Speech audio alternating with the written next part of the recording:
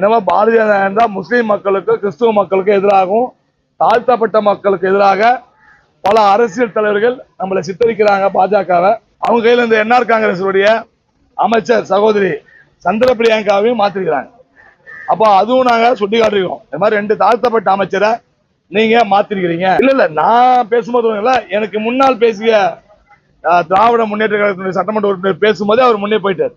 இன்றைக்கு பாஜக மத்தியிலே தாழ்த்தப்பட்ட மக்களுக்கும் சிறுபான்மையர் மக்களுக்கும்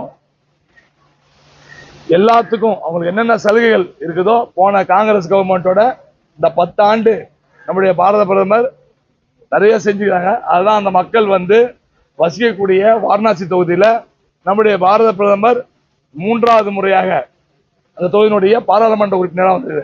அப்ப அங்க எத்தனை லட்சம் 4.5 லட்சம் 5 லட்சம் மக்கள் முஸ்லீம் மக்கள் வாழறாங்க அந்த வாரணாசி தொகுதியில. அப்போ இந்த தமிழக மக்களும் புதுச்சேரி மக்களும் என்னவோ பாரதிய ஜனதா முஸ்லீம் மக்களுக்கு கிறிஸ்துவ மக்களுக்கு எதிராகவும் தாழ்த்தப்பட்ட மக்களுக்கு எதிராக பல அரசியல் தலைவர்கள் நம்மளை சித்தரிக்கிறாங்க. பாஜகவை அது இல்லைன்னு தான் நாங்க இன்னைக்கு சட்டமன்றத்தில் விவாதம் பண்ணிருக்கிறோம்.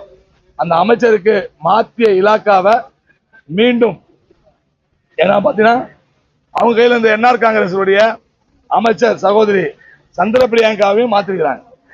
அப்போ அதுவும் நாங்க சுட்டி காட்டுறோம். இந்த மாதிரி 2 தாழ்த்தப்பட்ட அமைச்சரை நீங்க மாத்திருக்கிறீங்க, அது தவறு, இது பாஜகவுக்கு பொறுப்பு இல்லை. அதனால தயவு செய்து இந்த இலாக்காவை மீண்டும் அந்த பாஜகவுடைய அமைச்சருக்கு வழங்கணும் அப்படின்னு சொல்லி நாங்க சட்டமன்றத்தில் வலியுறுத்திக்கிறோம். மாண்புமிகு முதலமைச்சர் நிச்சயமாக பதில் சொல்வார்னு சொல்லி எதிர்பார்க்கிறோம். நன்றி. பதில் சொல்லணும் எதிர்பார்க்கிறோம். அடுத்த நடவடிக்கை அவர் என்ன பதில் சொல்றான்னு பார்த்துட்டு அதுக்கப்புறம் நாங்க நடவடிக்கை சொல்லுவோம். இல்ல நான் பேசும்போது எனக்கு முன்னால் பேசிய திராவிட முன்னேற்ற கழகத்தினுடைய சட்டமன்ற உறுப்பினர் பேசும்போதே அவர் முன்னே போயிட்டார். அதுக்கப்புறம் தான் எனக்கு பேச வாய்ப்பு கிடைச்சது. இதற்கும் அதற்கும் எனக்கு லிங்க் இருக்கா தெரியல. குடிமை பொருட்துறையே நான் போராட்டம் பண்ணது ஆர்ப்பாட்டம் போது இருக்கின்ற அத்தனை பத்திரிகை நண்பர்களுக்கும் தெரியும். நான் அமைச்சரோடு தான் போனேன். குடிமை பொருட்துறை அமைச்சரும் எங்களுடைய மாண்புமிகு உள்துறை அமைச்சரும் அத்தனை பாஜகவுடைய சட்டமன்ற உறுப்பினர் வச்சுதான் நான் அன்னைக்கு விவாதம் பண்ண சண்டை போட்டேன். ஏன்னா புதுச்சேரி மாநில சில அதிகாரிகள் இன்னும் சில அதிகாரிகள் தவறு செய்யறாங்க. அந்த தவறை திருத்திக்கணும்.